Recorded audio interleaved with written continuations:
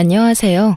저는 얼마 전 기막힌 이유로 이혼을 하고 딸아이 하나와 둘이 살고 있는 싱글맘입니다.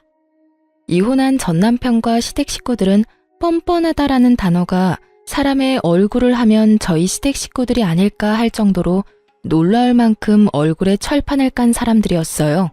하지만 그런 면모를 결혼하기 전까지는 정말 전혀 몰랐어요. 그냥 약간 예민한 시모, 그리고 약간 푼수 같은 시부, 그냥 그런 사람들인 줄만 알았거든요. 그런데 남편까지도 그렇게 우유부단하고 박쥐 같은 인간인지 제가 몰라봤던 거죠. 저희 어머니는 결혼 전 연애를 할 때 힘든 일을 한 번씩은 겪어봐야 그 사람에 대해 알 수 있다고 생각하는 사람이었습니다. 하지만 저희에게 그렇게 크게 힘든 일이 있지도 않았고 도리어 굉장히 일사천리로 빠르게 결혼이 진행됐던 것 같아요. 남편은 공무원으로 일하고 있었고 저는 대기업 금융회사에서 일하는 사람이었습니다. 처음에 상견례를 하기 위해 친정 부모님과 예비시댁 쪽 식구들이 만났을 때 친정엄마는 영 못마땅해 하셨어요. 딸, 너희 시어머니 될 뿐 말이지. 인상이 너무 안 좋아. 늙으면 살아온 가정이 얼굴에 기록된다고 하거든. 그런데 얼굴이 힘든 것도 아니고 너무 신경질적인 표정이야. 너 진짜 괜찮겠니? 말해보니까 더더욱 그런 생각이 든다. 말에 뾰족뾰족 가시 있는 것이 너 결혼하고 힘들까봐 걱정이네. 그래? 나한텐 그렇게까지 예민하게 말씀 안 하시는데. 친정엄마의 말에 친정아버지가 친정어머니를 나무라셨어요. 거 허튼 소리 좀 그만해. 사위들 총각은 성격 좋기만 하던데 뭘. 우리 딸 사랑한다니 무슨 일 있더라도 서로 잘 도우며 해결할 수 있겠지. 벌써부터 걱정하고 난리야? 애 결혼이 장난도 아니고 아니다 싶으면 빨리 정리하는 것도 한 방법이죠. 결혼은 신중하게 생각하는 게 맞아요. 네 남편 될 사람은 그리 안 보이기는 하는데 어른들이 참 인상이 별로라 걱정이야. 엄마, 걱정하지 마. 힘든 일 있으면 그 사람이랑 같이 이겨낼게. 그리고 우리 시부모님들 나한테 그렇게 깐깐하게 구는 사람들 아니셔. 네가 그렇다면 다행이긴 한데 엄마는 영 탐탁치 않는구나.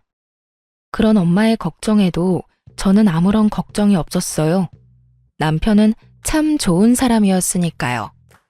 분명히 시댁과의 일이 생겨도 남편이 지켜줄 거라고 생각할 정도로 말이죠. 하지만 결혼하고 얼마 지나지 않아 제가 얼마나 안일하게 생각했는지 알게 됐어요. 저는 연봉이 꽤 높은 상태였어요. 공무원이 남편보다 돈을 더 잘 벌었거든요. 그래서 저는 제 일에 애착을 가지고 있었어요. 솔직히 돈을 많이 벌어서가 아니라 그 일과 직장이 너무 저랑 궁합이 좋았기도 했어요. 그래서 일을 그만둘 생각은 전혀 없었어요. 임신을 하고 출산을 하더라도 말이죠. 그 부분에 대해서는 남편과 굉장히 많은 이야기를 나누었답니다. 결혼 전에도 물론이고 결혼 후에도 물론이고요. 남편은 제가 직장을 가져서 돈을 벌어주는 것이 좋다고 이야기를 했고 육아는 자기도 충분히 도움이 될 수 있을 거라고 호언장담했죠. 저는 남편 말을 믿었습니다. 본인이 할 수 있다고 하니까요. 그런데 상황이 닥쳐봐야 아는 거예요. 막상 아이를 가지고 나니 슬슬 불안한 마음이 들기 시작했습니다. 제 배는 이미 가득 불러오는데 남편은 여전히 집안일을 도울 생각도 없어 보였어요. 애가 생기면 잘하겠다느니 애가 생기면 자기도 달라지겠다느니 그런 말을 연신 뱉어냈지만 실상은 전혀 도움이 되지 않았죠. 그런데 그런 남편의 문제는 정말로 아주 사소한 일이었어요. 그 다음에 터질 일에 비하면요. 아이를 낳기 위해 출산 휴가를 쓰고 예정일을 며칠 앞둔 어느 날 시어머니에게 전화가 왔습니다. 네, 어머님. 너 내가 하라는 대로 했니? 어머니, 제가 말씀드렸지만 제 직장은 복지도 좋고 돈도 많이 주는 좋은 직장이에요. 섣불리 나왔다가 다시 돌아가지 못하면 저만 손해라서요. 육아휴직 기간도 충분하고 솔직히 어머님이 왜 저한테 일을 그만두라고 하는지 아직까지 잘 모르겠네요. 저는 시모의 전화를 받고 머리가 지끈거리는 기분이었습니다. 시모가 하는 말은 간단했어요. 이제부터 애를 키워야 할 테니 일을 그만두라는 거였죠. 그렇지만 이미 저희 부부 사이에 이야기가 다 끝난 상황이었어요. 그런데 시모는 일까지 그만두라며 난리였습니다. 저는 당연히 거절을 했고요. 너 애 키우는 게 장난처럼 보이니? 일하면서 애를 키울 수 있을 것 같아? 내가 보기엔 너 절대 그렇게 못해. 애 하나 키우는데도 엄청난 힘과 시간이 드는 거야. 내가 하는 말 잔소리처럼 듣지 말고 육아휴직이니 출산휴가니 그런 거 쓰지 말고 바로 퇴직해라. 그게 너한테 더 좋을 일이다. 우리 아들이 돈을 못 버는 것도 아니고 명망 있는 직장에 돈도 충분히 벌어오는데 넌 왜 이렇게 고집을 피워? 결국 이런 식으로 시작된 시모와의 대화는 언제나처럼 고구마 100개를 먹은 것처럼 답답하게 끝나고야 말았어요. 아무리 제가 이야기를 해도 듣지를 않더군요. 시모야 평생을 시부의 그림자로 살며 일도 안 하고 전업주부로 살아와서 모르겠지만 솔직히 돈을 벌려고 일하는 거였으면 저도 당장에 때려치웠겠죠. 하지만 너무 복지도 좋고 저하고도 잘 맞는 직장이었거든요. 굳이 떠나고 싶은 마음도 없었고 저도 아이를 키우는 것만큼 직장 생활도 중요하다고 생각하는 사람이었거든요. 그런 제가 시모의 전화를 하루에도 몇 통을 받으니 결국 참지 못하고 남편에게 말했어요. 그런데 남편 말이 더 웃겼습니다. 당신도 참 답답하네. 남들은 일 못 쉬어서 난린데 당신은 왜 자꾸 그렇게 일을 하고 싶어서 난리야? 내가 다 책임질 테니까 우리 엄마가 하라는 대로 해주면 안 돼? 그럼 내 인생은 뭐가 돼? 내가 평생을 가꿔서 읽어온 일들이야. 그리고 거기서 일하는 거 너무 좋아하고. 전업주부가 내 성미에 맞다면 모르겠지만 난 그런 성격도 아니잖아. 밖에서 사람을 만나야 스트레스가 풀리는 사람인데 집안에서 애만 보고 있는 것도 정말 못할 짓이라고. 당신 인생이 뭐긴 뭐야? 내 아내, 그리고 우리 애 엄마. 그렇게 사는 거지. 남들 다 그렇게 살아. 난 당신이 왜 화를 내는지 모르겠어. 아, 그냥 일 그만두면 되잖아. 그렇게 남편과의 대화도 별 소득 없이 끝나버렸죠. 그래도 저는 일을 그만둘 생각이 전혀 없었어요. 남편과 시모를 속이더라도 일은 계속할 생각이었거든요. 그렇게 아이가 태어나고 한두 달간은 잠잠했습니다. 모유 때문에 잠도 제대로 못 자는 며느리에게 그런 말을 할 정도로 못된 사람들은 아니 생각했죠. 그런데 딱 2달까지였어요. 아이가 3개월가량이 되어갈 때 또 시모의 전화 공격이 시작됐어요. 이번에는 육아에 직접적으로 간섭하는 전화였어요. 애 모유는 먹였니? 젖 안 나온다고 분유 먹일 생각하지 마라. 나중에 애한테 안 좋아. 애 머리 나빠지면 큰일 난다. 그리고 집도 따뜻하게 해놓고 시원하게 한답시고 여름에 에어컨 틀어놓고 그러면 안 된다. 그리고 절대로 애 눕혀놓고 흔드는 기계 같은 건 함부로 쓸 생각 말고. 엄마가 안아야 해. 엄마가. 정서적으로도 안 좋고 흔들리면서 뇌라도 다치면 어떡하니? 또 유모차 같은 건 좋은 걸로 사. 돈 아끼지 말고. 그리고 너 일 그만둔 거 맞긴 하니? 절대로 일한다고 설치지 마라. 애 3살 때까지는 엄마가 보는 게 맞는 거야. 아니, 그 이후로도 엄마가 계속 보는 게 맞지. 끊임없이 아이 육아 그리고 제 퇴직과 관련된 간섭이었어요. 그것이 맞는 말이더라도 매일 10통이 넘는 전화를 받으면요. 이게 걱정이라는 생각이 전혀 안 들거든요. 와서 돌봐줄 생각은 없으시면서 매번 말로 사람을 채근하며 애가 아프기라도 하면 제 탓인 양 말하는 걸 보고 정말 스트레스를 엄청 받았어요. 그 뒤로는 전화도 걸러서 받았어요. 몇 번 받지 않은 적도 있었죠. 그럴 때마다 애가 귀가 예민해서 벨소리가 날 때마다 깨기 때문에 무음으로 해놨다고 했어요. 그렇게 애가 8개월쯤 되자 점점 저도 힘들어졌어요. 애 키워보신 분들은 잘 알 거예요. 애가 아무리 말을 잘 들어도 함께 있는 게 행복해도 몸이 힘들고 축나는 건 어쩔 수 없다는 걸요. 차라리 일을 하는 게 더 낫다 싶을 때가 있다는 걸요. 저도 그랬어요. 게다가 시모의 전화 때문에 오기도 생겼거든요. 저렇게 일 그만두라고 하면 일이 하고 싶어지더라고요. 그래서 가까이 사는 친정엄마에게 고민 상담을 좀 했어요. 친정엄마가 그러더군요. 그래, 네가 도와줄 사람이 없다면 또 모를까. 이렇게 든든한 엄마가 있는데 걱정하지 마. 내가 귀여운 손녀 잘 키워줄 테니까 걱정하지 말고. 너무 고마운 마음에 매달 돈도 드리고 애가 어린이집에 들어갈 13개월까지만 봐달라고 했죠. 만 1살이 되면 어린이집 보낼 생각이었거든요. 그렇게 일에 복귀를 하니 정말 좋더군요.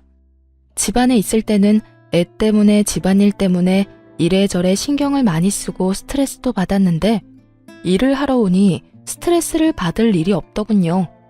저만 잘하면 크게 문제 생길 일이 없는 게 일이잖아요. 그런데 제가 멋대로 일을 시작했다고 생각한 건지 시모가 제게 전화를 시도 때도 없이 걸기 시작했어요. 그런데 이번에는 새벽이며 한밤중이며 가리지 않았던 거예요. 아이 때문에 전화를 했을 때는 거의 대부분이 낮이었거든요. 그런데 일을 시작하고 나니 밤 11시, 새벽 4시 일을 하고 있는 시간까지 하루에 20통 넘게 제가 전화를 받을 때까지 하실 때도 있었어요. 나는 걱정이다. 너 이렇게 일한다고 설치다가 나중에 애한테 집중 못할까봐 걱정이고 네가 돈 많이 버는 거야 내가 알지만 아들만 벌어도 되는데 왜 자꾸 너까지 설치는지. 그냥 집에서 쉬면서 애나 보면서 내조나 하렴. 너까지 밖으로 나돌아다니지 말고. 받을 때마다 이 용건이었어요. 누군가 들으면 굉장히 차분히 타이르는 말투였죠. 그리고 어떤 사람들이 들으면 참 며느리를 쉬게 해주려 노력하는구나 싶을 정도였죠. 하지만 그 의도는 전혀 그런 것이 아니었어요.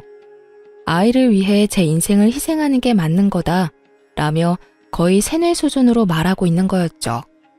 게다가 새벽과 한밤중에 전화해서 그러는 건 정말 말도 안 되는 일이잖아요. 저도 이쯤 되니 무슨 조치를 취해야겠다는 생각이었어요. 새벽이나 한밤중에 시모에게 전화가 오면 남편에게 전화를 바꿔줬어요. 한창 잘 자는 남편을 깨워서 말이죠. 처음에는 남편도 시모에게 차분히 이야기했어요. 장모님이 애 잘 봐주셔서 포동포동하게 살도 많이 쪘고 와이프 일하는 것도 경제적으로 도움이 많이 되니 좋다고 말이죠. 그렇지만 그렇게 말해도 그때뿐이었어요. 그 다음에도 똑같은 용건으로 전화가 오고 전화가 올 때마다 제가 남편을 깨우니 남편이 울컥하며 제게 한마디 하더군요. 엄마가 당신한테 전화하는 건데 왜 자꾸 나한테 바꿔주는 거야? 나도 잠 좀 자자. 자, 누가 자지 말래? 근데 당신 어머니가 했던 이야기하고 또 하고 또 하는데 그럼 내가 어떡해. 우리 엄마 같았으면 스팸 처리하고 무음 처리하고 안 받으면 그만이지만 시어머니잖아. 안 받았다가 또 무슨 잔소리를 어떤 식으로 들을 줄 알고 그래? 불만이면 당신이 어머님한테 잘 이야기해서 그런 시간에는 전화 안 오도록 하면 되는 거 아니야? 그러게. 그냥 엄마 하는 말 들었으면 되잖아. 괜히 당신이 일한답시고 난리치는 바람에. 그럼 매달 부모님 용돈 누구 돈으로 줘? 일 그만두고 양가 부모님한테 드리는 용돈 드리지 말까? 제 말에 남편 놈 입이 꾹 다물어지더군요. 아무리 남편 직장이 안정적이면 뭐해요. 혼자 벌어서 살 수 있을 만큼 대한민국이 녹록한 곳은 아니잖아요. 둘이 벌어도 쪽박차기 십장인 곳에서 왜 벌이라니. 게다가 애가 크면 돈 들 곳이 더 많은데 어떻게 제가 일을 그만두나요? 제 말에 남편도 맞는 말이다 싶었는지 더 이상 대꾸도 하지 않고 입만 삐죽거리고 있더군요. 그걸 보고도 모른 채 했어요. 시모가 잘못하는 거 아들이 바로잡아야 하는 게 맞는 거죠. 그렇게 그날 새벽 3시에도 어김없이 시모에게 전화가 왔어요. 남편 바꾸지 말라는 말에도 저는 대답 없이 남편을 깨웠어요. 남편은 전화를 받자마자 버럭 화부터 냈어요. 어머니, 우리 일은 우리가 알아서 할 테니까 제발 연락 좀 그만하세요. 그리고 할 이야기 있으면 사람이 깨어 있을 때 좀 하시라고요. 이게 도대체 무슨 짓이에요? 사람 잠도 못 자게 괴롭히고. 아니, 왜 소리를 지르고 그래? 이 엄마는 걱정이 돼서 그런 거지 않니? 남의 손에 맡겨놓고 걱정도 안 되니? 남의 손. 시모에게 장모라는 존재는 남인 거였어요. 그렇다고 시모가 우리 애를 봐준 적은 단 한 번도 없었거든요. 제가 약속이 있어서 한 번씩 연락을 해서 애 좀 봐달라고 하면 그럴 때는 언제나 바빠서 못 봐준다며 빠져나가 놓고는 입으로 간섭은 얼마나 하시는지. 그러면 어머니가 애 맡아주실래요? 전화만 해서 달달 볶는다고 뭐가 달라져요? 그리고 와이프 직장 그만두는 것도 제발 이제 그만하세요. 저희 부부 사이에서 이야기 다 끝났고 두 분께 드리는 용돈도 아내가 돈 벌고 있으니까 드릴 수 있는 거예요. 일 그만두게 하고 싶으면 그것부터 끊을 테니까 아버지하고 잘 상의하시고요. 제가 돈 벌어도 요즘 물가 생각하면 아내도 돈 버는 게 맞는 것 같아요. 그러니까 앞으로 퇴사하라는 말 하실 거면 전화하지 마세요. 아시겠어요? 남편이 한 말을 듣고 시모가 역정을 내더군요. 네가 어떻게 나한테 그런 말을 할 수가 있어? 며느리가 너한테 시켰지? 그런 말 하라고. 그게 아니고서야 내 아들인 네가 나한테 그런 말을 할 수가 없는 거야. 며느리를 잘 들인 줄 알았는데 이렇게 고집세고 남편 닥달하는 여자인 줄 알았으면 내가 너희 결혼을 허락을 안 하는 건데. 그리고 제 탓까지 확실하게 마무리하더라고요. 남편이 힐끔 제 눈치를 봤어요. 조용한 새벽에 소리치는 시모 목소리가 폰 너머로 들리지 않을 리가 없었죠. 어머니, 그런 거 아니에요. 저희끼리 이야기 끝났으니까 어머니도 더 이상 간섭하지 말라는 거예요. 저희 부부끼리 알아서 할 테니까 걱정이 되더라도 맡기시고요. 그리고 제발 새벽에 전화하지 마세요. 예? 그렇게 남편이 시모에게 확실하고 냉정하게 말하고 나자 드디어 시모는 제게 연락을 끊었어요. 그리고 저에게 아무런 말도 못했죠. 저는 모르는 척 했어요. 시모는 저를 볼 때마다 한숨을 쉬며 하고 싶은 말을 삼키는 모양이었어요. 차라리 낫다고 생각했어요. 입 밖으로 꺼내지 않으면, 그렇게 수십 통의 전화를 하지만 않으면 제가 스트레스를 받을 일도 없으니까요. 그렇지만 시모가 별 문제 없으니 이번에는 시부가 저를 괴롭히더군요. 며느라가 일도 이제 시작하는 거 보니 몸도 많이 좋아진 것 같은데 둘째는 언제 가질 생각이냐? 쓸모없이 돈만 축내는 딸보다는 아들이 최고야. 아들 하나는 낳아둬야 집안이 편한 법이다. 시부의 남아선호 사상이 시작됐거든요. 요즘 같은 시대에 무슨 시대에 덜 떨어진 생각인가 싶겠지만 실제로 그렇게 생각하는 사람이 생각보다 많아요. 그리고 나이가 많으면 많을수록 아들이 전부라고 생각하는 사람은 더 많은 법이죠. 애가 2살이 됐을 무렵부터 꾸준히 시부가 제게 말했어요. 솔직하게 말하자면 둘째를 가지고 싶은 생각은 없었어요. 하나만으로도 벅차다는 생각이었고 육아휴직을 2번이나 쓰는 것도 눈치가 보이는 상황이었죠. 물론 직장 사람들 그 누구도 제게 무엇라 하지 않겠지만 제 마음이 미안함으로 가득했거든요. 그래서 말로만 네, 생기면 낳아야죠 하고 건성으로 답하기 일쑤였어요.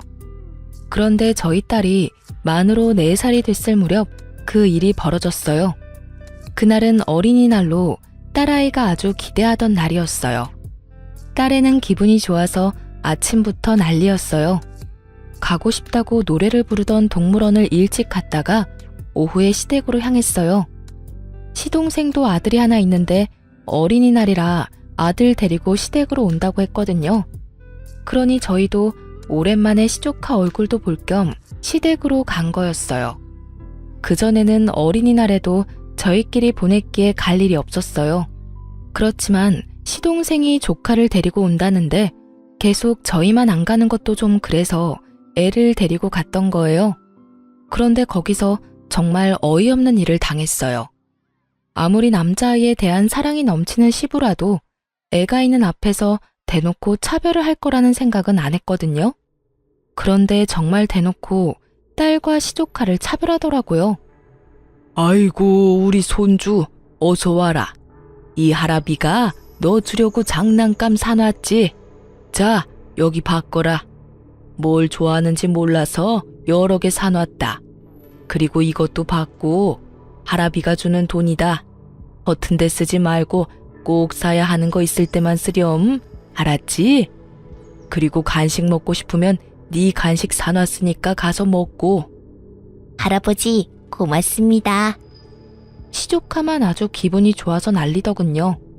그걸 바라보는 딸도 자신에게 올 장난감을 기대하고 어깨를 들썩들썩하고 있었어요. 저와 남편이 어린이날 선물로 장난감을 사주긴 했지만 사촌 오빠와 할아버지의 모습을 보니 기대를 할 수밖에 없었던 것 같아요.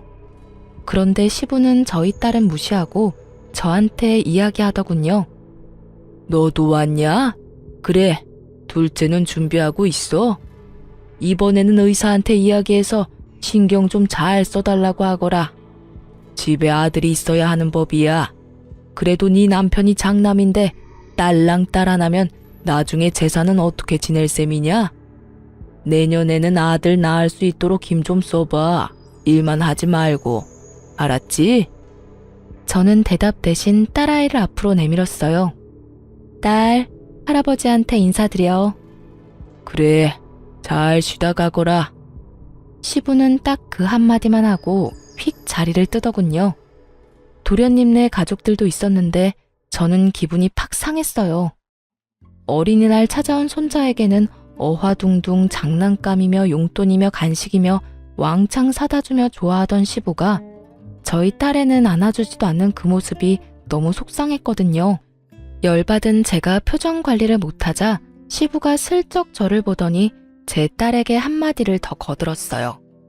우리 손녀, 출가 외인이라는 말 아냐? 어차피 너는 크면 우리 집안에서 나갈 사람이라 쓸데없이 돈 쓸 필요가 없다. 우리 집에 와서 어린이날이랍시고 뭐 받을 생각하지 말거라.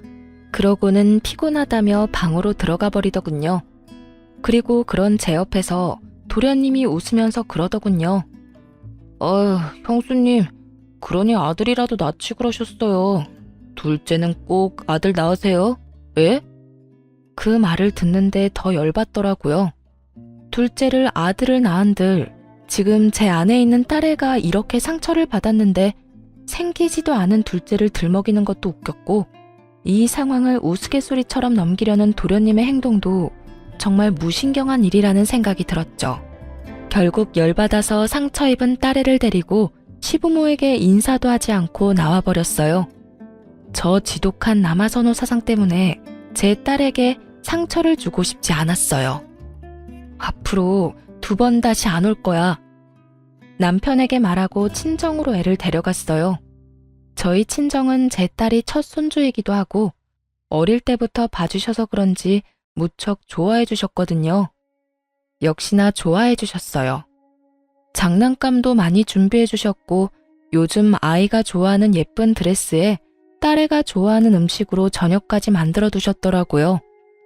행복하게 웃는 딸 모습을 보며 이게 정상적인 거 아닌가 하는 생각을 했죠. 그런데 곧 시부에게 전화가 왔어요. 전화 받기 정말 싫었지만 받았죠. 야, 너희 왜 말도 없이 그냥 갔어? 아버님이 불편해하셔서 빨리 돌아왔어요. 무슨 문제라도 있으세요? 아니, 간다면 간다고 이야기를 해야지. 그리고 어버이날 평일이라서 어차피 못 오는 거 아니냐?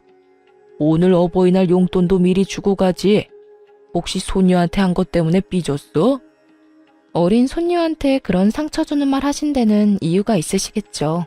설마 어른이 별 생각 없이 새까맣게 어린 손녀한테 상처를 주실 리 있겠어요? 어버이날 전 못 갈 것 같으니까 남편 보낼게요. 너 지금 네 딸한테 기분 나쁜 소리 했다고 나한테 화내냐? 뭐 이런 싸가지 없는 며느리가 있어. 어른이 하는 말에 다 이유가 있는 법인데 그것도 모르고 어디서.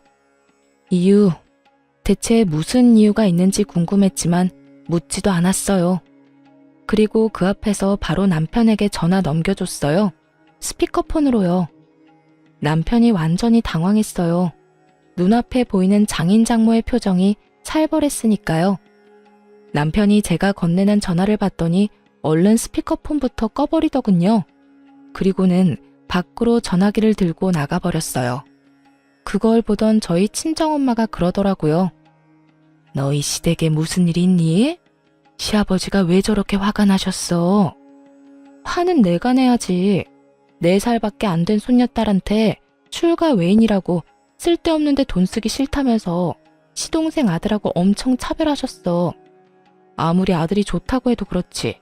대놓고 딸 앞에서 딸한테 상처 준 거 나는 못 참아. 속상해서 눈물을 글썽이는 제 모습에 친정엄마가 저를 토닥여줬어요. 그 뒤에 돌아온 남편은 제게 눈치를 주며 일찍 가자고 하더군요. 저는 그러고 싶지 않아서 그 눈치 뚝 끊어먹고 친정에서 실컷 애 놀게 만들었어요. 그리고 그날 저녁 집으로 돌아가는 차 안에서 딸애가 자고 있을 때 남편에게 말했어요. 나 5월 8일 어버이날 시댁에 안 가. 그렇게 알고 있어. 제발 좀 그만해. 아까 그 일 때문이면 당신이 이해 좀 해. 원래 그런 분인 걸 어떡해? 그렇다고 나더러 불효를 저지르라는 거야? 뭔 헛소리야.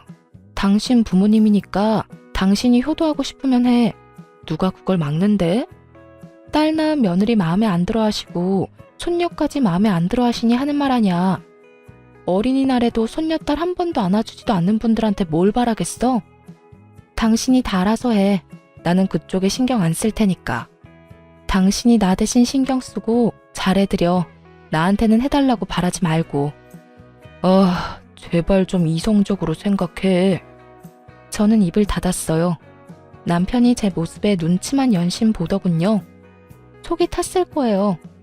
어버이날 양가 부모님께 드리는 용돈은 제 월급에서 나왔거든요.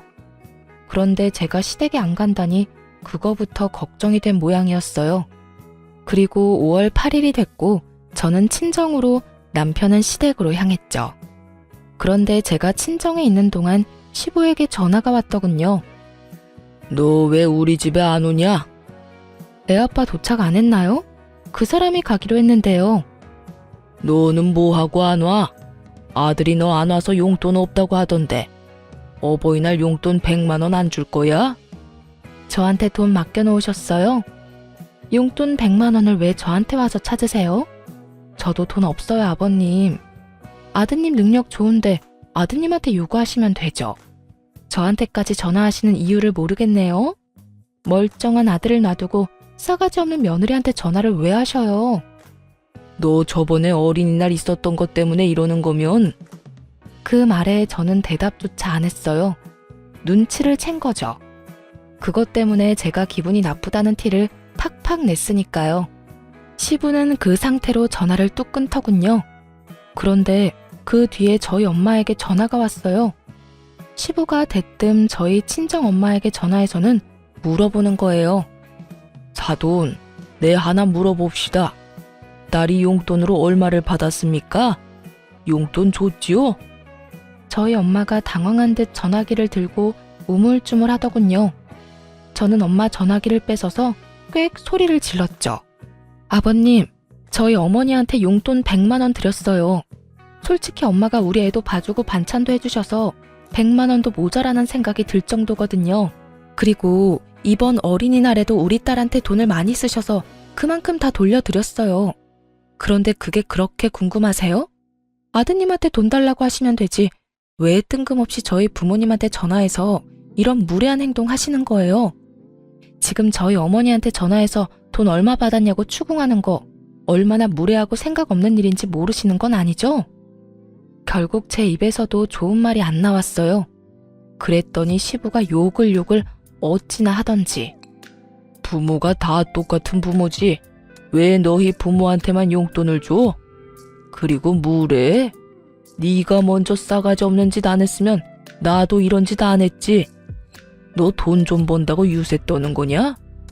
어버이날 챙겨야 할 부모가 4분이나 있는데 저 혼자 다 어떻게 책임지나요? 남편은 남편 부모님 챙기는 거고 저는 제 부모님 챙기는 건데 왜 화가 났는지 모르겠네요. 그리고 솔직히 시댁에서 저희 애랑 저희한테 신경 쓰신 적은 있어요? 어린이날에도 어린애들 차별하는 거 보고 기도 안 찼는데 이제는 전화 와서 당당하게 용돈까지 요구하시고 필요하면 제 남편한테 말씀하세요. 그리고 제가 싸가지 없는 짓을 왜 했는지 잘 생각해 보세요. 나이값도 못하고 손녀딸한테 출가 외인이네 어쩌네. 애 상처받는 소리만 하는 것도 열받는데 뭐 좋다고 용돈까지 드리겠어요? 안 그래요? 다 됐고 용돈은 이제 아드님한테 달라고 하세요. 아드님. 결국 저와 시댁은 건널 수 없는 강을 건넜어요. 남편이 제 행동에 어떻게 반응할지 몰랐지만 만약 제 생각과 정반대로 행동할 경우에는 이혼을 하겠다고 이미 다짐한 상태였죠. 역시나 그날 저녁 남편이 와서 제게 하소연하더군요. 대체 아버지랑 왜 싸운 거야? 애한테 서운한 소리 했다고 삐진 거 치고는 너무 일을 크게 벌렸잖아. 나는 솔직히 당신이 왜 이렇게 화내는지 모르겠어. 그냥 듣고 한 귀로 흘리면 되잖아. 근데 왜 그래? 나야 한 귀로 듣고 한 귀로 흘릴 수 있지. 그런데 내 딸은? 내 딸이 들어야 했던 그 어이없는 말들은 뭔데? 지금이야 의미도 모르는 일이지만 이미 애는 시댁 어른들이 자기를 사랑하지 않는다는 걸 알잖아. 그 와중에 전화까지 와서 용돈까지 요구를. 내가 당신 부모님은 당신이 책임지랬지? 용돈 하나 안 드리고 뭐 한 거야? 요새 나도 일이 좀 있어서 돈을 많이 쓰는 바람에 일단 진정하고 부모님한테 갔다 오자. 아버지가 당신이랑 같이 오래. 가서 뭐 하게? 욕 얻어먹고 올 거면 내가 왜 가? 난 싫어. 당신이나 가. 나 앞으로 시댁에 발도 안 디딜 거니까 그렇게 알고. 며느리가 시댁에 안 가면 어떡해? 요즘은 그런 집도 많아. 왜 내가 내 기분 잡쳐가면서 시댁에 가야 해? 그리고 용돈 때문이면 더더욱 안 가는 게 맞지. 남편은 화가 난 듯 저를 쳐다봤지만 저는 쳐다보지도 않았어요. 시댁과는 이참에 인연을 끊는 게 맞다 싶었으니까요. 그런데 그 인연이 끈질기게 저와 시댁을 다시 붙여놓더군요. 남편이 하루는 제게 그러더군요. 당신이랑 우리 부모님 사이가 너무 안 좋아서 내가 생각해봤는데 합가 한번 해보는 건 어때? 저는 경악했어요. 합가라니.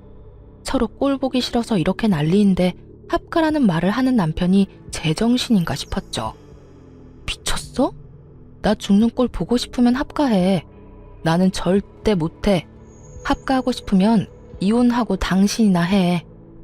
이혼을 언급하며 저는 확고하고 정확하게 합가를 하지 않겠다고 말했어요. 그런데 남편이 그러더군요. 부모님 부양하는 것도 자식된 도리로 당연한 거야. 그러니까 합가 진지하게 생각해봐. 합가는 절대 안 된다고. 빽 하고 소리를 질렀지만 기분이 너무 안 좋았어요. 분명히 합가를 어떻게든 하려고 할 것 같았거든요. 그래도 제가 가지 않는다면 어떻게 남편이 저를 강제로 데려갈 수 있겠어요? 그걸 생각하며 절대로 시댁에는 가지 않겠다고 생각하고 있었어요. 그런데 며칠 뒤 시부모가 저희 집으로 쳐들어왔어요. 들어온다 말도 없이 최소한의 짐만 들고 말이죠. 그것도 제가 일하러 간 사이에 짐 정리까지 다 끝내놓고 거실에서 느긋하게 TV를 보고 있더군요. 그걸 보고 말을 잃었어요. 왔냐? 배고프니까 어서 밥하거라. 남편은 제 눈을 못 마주치더군요. 합가 안 하겠다고 그렇게 말했는데 이미 남편 놈이 합가를 하겠다고 시부모에게 말한 모양이었어요. 제 허락도 없이 말이죠. 게다가 뻔뻔하게 짝이 없는 시부의 모습에 저도 충격을 받을 만큼 받았어요. 그 부모의 그 아들이라고 남편까지 제대로 한통속이었던 거죠. 참 믿을 놈 하나 없다 싶었네요. 게다가 제가 친정에서 애를 데리고 집에 들어온 시간이 저녁 8시였어요. 저희는 이미 친정에서 밥을 다 먹은 상태였고 남편에게 미리 문자를 했어요. 우리는 밥 먼저 먹고 갈 테니 당신은 알아서 해결하라고 말이죠. 그런데 여태까지 밥도 안 먹고 있다가 제가 오니 밥을 달라니 저는 아무 말 없이 남편을 쳐다봤어요. 당신, 이거 뭐 하는 짓이야? 뭐가? 내가 말했잖아. 부모님이랑 합가하자고. 난 절대 안 된다고 했지. 야, 너 며느리가 시부모 부양하는 거 당연한 거 아니냐? 그리고 이미 아들이 우리 부양하겠다고 했어. 너한테는 선택권 없다. 네가 알아서 우리 수발 들어야 하는 게 맞는 거야. 어디서 여자가 남편 하는 일에 가타부타 말이 많아? 시부가 나서서 그렇게 말하더군요. 정말 듣기 싫은 그놈의 여자 소리, 시대에 떨어진 사고방식. 진짜 미쳐버리겠더라고요. 저는 남편에게 말했어요. 합가하지 않겠다는 내 말에도 억지로 합가한 거 이혼 사유로 확실한 것 같네. 이혼하자. 그런데 남편 놈이 묘하게 당당하게 굴더군요. 그러더니 폰을 딱 꺼내서 손에 올려두더니 뭔가 조작하더라고요. 곧이어 제 핸드폰에 알림이 떴어요. 그리고 저는 제 눈을 의심했습니다. 통장에 1억이 송금된 거 아니겠어요? 그 뒤로 2번이 더 들어왔어요. 총 2억 원이었죠. 하루 송금 한도가 1억이라 2번에 나눠 돈이 들어온 거예요. 봤지? 아버지가 집 판 돈 우리한테 주신 거야. 당신한테도 절반 나눠주는 거야. 내가 맨입으로 당신한테 부모님 수발 들라고 하는 줄 알았어? 당연히 합가에 따르는 돈은 주는 게 맞지. 그러면서 아주 의기양양하게 제게 말하더라고요. 저는 웃음이 났어요. 강제로 2억 붙여주고 부모님 수발 들라는 것 자체가 너무 코미디 같더라고요. 돈 2억 때문에 남은 몇십 년을 스트레스에 쩔어서 살라는 게 수지가 맞는 일인가 싶어서요. 그 몇 배를 준다고 해도 저는 결코 살고 싶지 않았어요. 지금 당장 제 딸 얼굴만 해도 싫어서 질색팔색을 하는데 합가는 무슨 합가인지. 그런데 남편 놈은 제가 당연히 받아들일 거라고 열심히 착각하고 김칫국 마시고 있더군요. 여보, 이제 합가에 대해서 다 이야기 된 거다. 알았지? 나도 많이 양보한 거야. 당신이 우리 부모님 수발 들 거니까 절반 떼어준 거지. 그리고 당분간 동생한테는 비밀로 좀 해줘. 동생이 또 알면 골치 아파. 남편이 동생 이야기를 꺼내자 아주 좋은 생각이 났어요. 도련님은 굉장한 구두쇠이기도 하고 주머니에 한 번 돈 들어가면 나오지도 않는 사람이었거든요. 게다가 얼마 전에도 시부에게 사업한다고 돈 빌려달랬는데 시부가 거절한 적이 있었어요. 저는 보란듯이 휴대폰에 은행 어플을 켜서 받은 돈을 전부 보냈어요. 그리고 남편에게 말했죠. 나 이 돈 필요 없어. 수발 안 들고 싶으니까 다시 돌려줄게. 여보, 다시 생각해봐. 2억이라고 2억. 부모님만 모시고 살면 2억인데 무슨 소리야? 너나 다 가져가고 너 혼자 부모님 모시면 되잖아. 왜 나한테 도움을 구해? 분명 말하는데 나는 싫다고 했어. 당신 도대체 왜 그래? 그냥 단순하게 비위만 맞춰드리면 되는 거잖아. 그거 하나 못하겠다고 이 난리야? 비위만 맞춰? 방금 못 봤어? 일하고 늦게 온 며느리한테 밥 달라고 삐약거리는 거 못 봤냐고.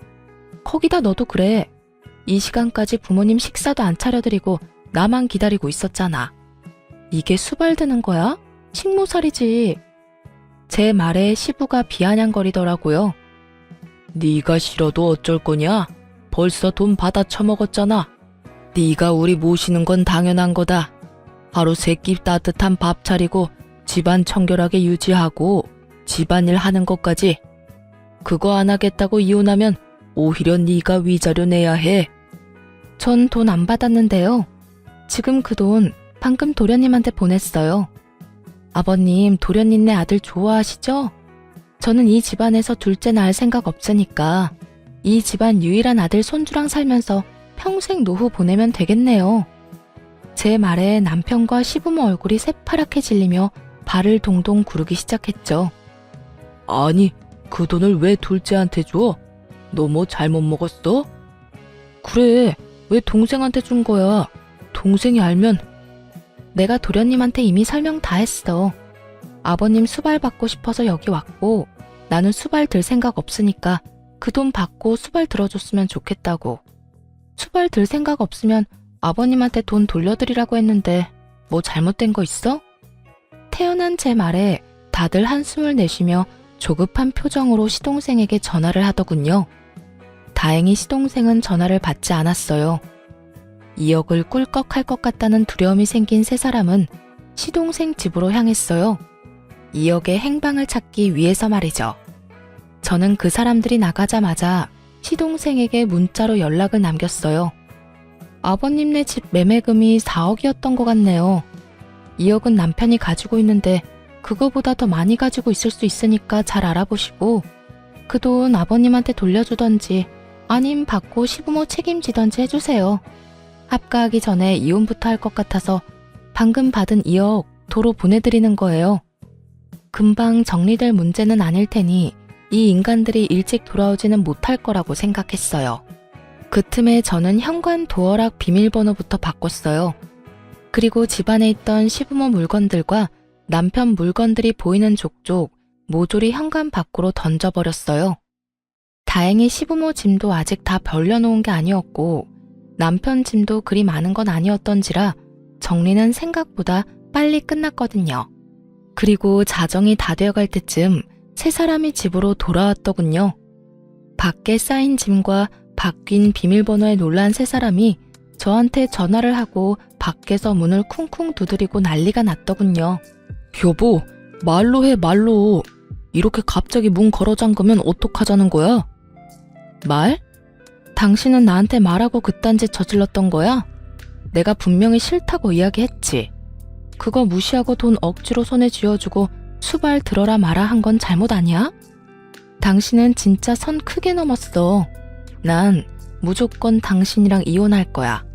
상의 없이 합가하자며 부모 데려온 당신도 싫고 딸에 대놓고 차별하는 시아버지도 싫고 아침 새벽 가리지 않고 전화와서 간섭하는 시어머니도 싫어. 그래서 이렇게 우리 내보낸다고? 당신 너무하네. 그 집에 들어간 가전이랑 가구 내가 새로 다 해왔잖아. 1,500만 원이나 들었는데 나더러 그냥 가라고? 남편이 저희 집에 들어올 때 당시 있던 헝 가구들은 다 버리고 남편이 새로 싹 다 해왔거든요. 그때 거의 1,500만 원쯤 들긴 했어요. 저는 어이가 없어서 남편에게 말했죠. 내가 당신 부모님 용돈 챙겨드린 것만 해도 1,500 넘을걸? 그래, 좋아. 그 1,500 내가 줄 테니까 내일 우리 회사 앞으로 와. 저는 그 다음날 남편을 만나러 갔어요.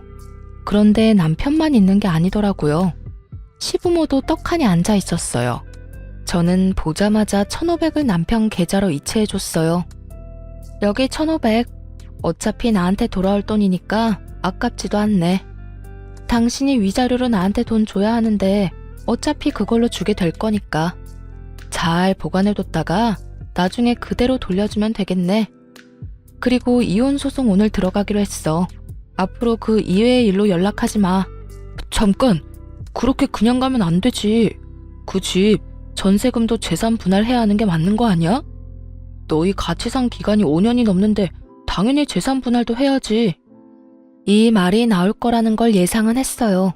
돈까지 시동생에게 뺏긴 이 사람들이 제 돈을 탐내지 않을 리가 없죠. 저는 그 사람들 눈앞에 종이 한 장을 꺼내 팔랑팔랑 흔들었어요. 이게 뭐야? 차용증이요. 제가 부모님께 돈 빌려서 그 집 전세금 마련했다는 증거요. 전세 나오면 그 돈 부모님한테 돌려드리게 되어 있어요. 뭐? 그딴 게 어딨어? 전세금이 꽤 커서 어머니한테 좀 부탁했어요. 5천만 원 넘게 현금 거래하면 증여세 내야 해서 차용증을 쓴 거죠. 그래서 이 집 계약 만료돼서 전세금 나오면 싹 다 친정에 다시 돌려줘야 해요. 사실 어머니에게 매달 용돈을 드리면서 그 용돈으로 원금을 차감하고 있는 중이었지만 그 이야기는 하지 않았어요.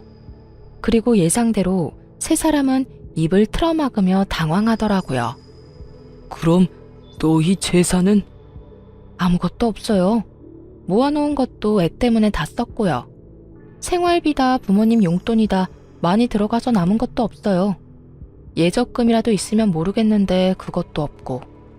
그래도 다행이잖아요. 남편한테 아직 2억 남아있지 않아요?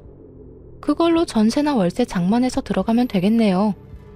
야, 너 이거 다 일부러 그런 거지? 둘째한테 돈 준 것도, 전셋집 빚인 거 말 안 한 것도 일부러 그랬지? 우리 골탕 먹이려고. 무슨 소리 하시는지 모르겠네요. 골탕은 당신들이 나한테 먹인 거지. 얼마나 뻔뻔하고 얼굴에 철판을 깔았으면 하루에 전화를 수십 통을 하질 않나. 할아버지가 돼서 손주 상처 주는 말을 해대질 않나. 합가 싫다고 했는데 쳐들어와서 눌러앉질 않나. 누가 누구를 골탕 먹인 건데요, 지금? 말도 없이 들어와서 돈만 받으면 모셔줄 줄 알았어요? 두 사람 모시느니 내가 남편이랑 이혼하는 게 더 낫죠. 그러니까 앞으로 연락하지 마세요. 본인들 앞길 본인들이 알아서 개척하시고. 아니, 손이 없어요, 발이 없어요? 아직까지 팔팔 하시면서 왜 며느리한테 빌붙으려고 하세요? 그것도 그렇게 괴롭히고 못살게 굴던 며느리한테. 좋아하시는 도련님네 가서 편하게 사세요. 손자 재롱도 보시면서. 그렇게 소리치고 저도 집으로 돌아와 버렸어요. 남편이 뒤따라와서 저를 붙잡고 늘어지더군요. 여보, 이렇게 화낼 줄 정말 몰랐어. 나는 그냥 당신이 돈만 받으면 좋아할 줄 알고. 나 당신이랑 헤어지면 갈 곳도 없어. 네가 뿌린 씨앗이니까 네 손으로 거둬. 그러게 누가 집으로 데려오라고 했어? 순간 눈앞에 돈에 눈이 멀어서 넌 나를 팔아먹은 거나 마찬가지야. 돈만 주면 다 되는 거야? 그 스트레스로 내가 죽어나가는 건 보이지도 않냐고. 몇 번을 내가 말하고 당신한테 이야기했잖아. 두 분 부모님 때문에 힘들다고. 멀리해도 모자랄 판에 집에 데려오는 짓을. 당신처럼 공감 능력 없는 인간하고는 도저히 못 사니까 죽든 말든 네 알아서 살아. 제발 셋이서 교대로 나 괴롭히지 말고. 그렇게 세 사람을 내버려 두고 돌아왔어요. 세 사람은 집 없이 결국 시동생한테 갔는데 시동생은 세 사람을 받아주지 않았다고 해요. 대신 시부모를 모시겠다고 이야기는 했다는데 오히려 시부모가 거절했다고 하더라고요. 합가 안 해도 되니 시부는 2억을 달라 말했지만 시동생도 한 번 물은 돈 절대 주지 않을 인간이거든요. 결국 시동생이 돈 안 주는 바람에 송사에 휘말리게 됐다고 하더라고요. 가족끼리 법적으로 네가 잘했니 못했니 아주 난리가 났더라고요. 시부는 남편에게 나머지 돈 내놓으라고 난리였고 남편은 그 돈 중에 일부를 그 짧은 기간 동안 주식으로 날려먹는 바람에 결국은 전세 하나도 못 얻고 그냥 월세방을 얻어서 살게 됐다고 해요. 그 이야기를 듣고 보니 참 웃기더군요. 제 손에 돈 강제로 쥐어주면서 수발 들도록 만든 사람들이 부양하겠다는 시동생에게 가지 않는 것도 웃겼죠. 왜 안 갔나 싶었는데 알고 보니 동서가 두 분을 모시는 걸 그렇게 반대했다고 하더라고요. 집에 들어오면 무조건 요양원 보내버리겠다고 했다니 결국은 시부도 시모도 시동생 집에 들어갈 생각도 못한 거죠. 그 상황에 돈은 돌려줄 생각도 하지 않고 있으니 시부모도 화가 났을 거고 결과는 서로가 서로를 까내리는 모양새가 된 거죠. 이쯤 되니 그런 생각이 들더군요. 시부모에게 당한 며느리가 나 하나뿐만은 아니었구나 하는 생각요. 동서도 아들 낳은 것을 제외하고서는 시부모에게 저와 비슷한 일을 당했을 테죠. 그러니 절대로 부양 못한다고 했을 테고요. 집에서 새는 바가지가 다른 데서 안 셀 리가 없잖아요. 어쨌든 저는 그들과 멀리 떨어져 아이를 키우면서 잘 살고 있어요. 처음부터 떨어져 나와 살았다면 제가 그런 꼴 당할 일은 없었을 텐데 그것만 살짝 후회돼요. 그렇지만 지금이라도 제자리를 찾았으니 안심이 되기도 하고요. 살다 보니 참 가족끼리 별꼴 다 본다 싶었네요. 그래도 잘 빠져나왔으니 제 인생에는 다행이에요. 앞으로는 이런 일 당하면서 살 생각은 없어요. 혼자서 늙어 죽을 때까지 딸이랑 속 편하게 살고 싶네요. 긴 글 읽어주셔서 감사합니다. 좋은 하루 되세요.